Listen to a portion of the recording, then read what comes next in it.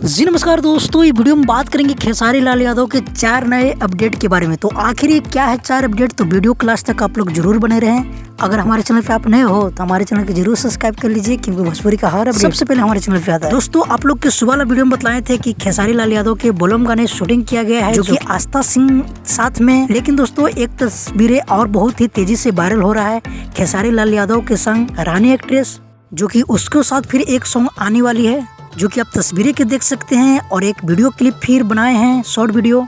और दोस्तों, अगर बात किया जाए तीसरे अपडेट के बारे में, तो बहुत ही जल्द सावन होते या सावन से पहले आप लोग के लोकगीत सुनने के मिलेगा, जो कि रेड लिपस्टिक 2। जी हाँ दोस्तों, ये अपडेट हम नहीं बल्कि खेसारी लाल यादव के राइटर यादव राज ने पोस्ट करते हुए टैग किए हैं। तो आप लोग कितना एक्साइटेड है इस गानों को लेकर हमें जरूर कमेंट करके। और दोस्तों, साथ ही बता दूं कि टुनटुन यादव के एक बहुत ही बेहतरीन सॉन्ग आ रहा है, बोलबम सॉन्ग, जिस गाने के टाइटल है अपने नाम के मलबा। तो एक बार जाकर जरूर सुनिएगा। तो फिलहाल के लिए कुछ सही अपडेट था, मिलते हैं किसी अपडेट के साथ। जब तक के लिए जय हिंद, जय भोजपुरी।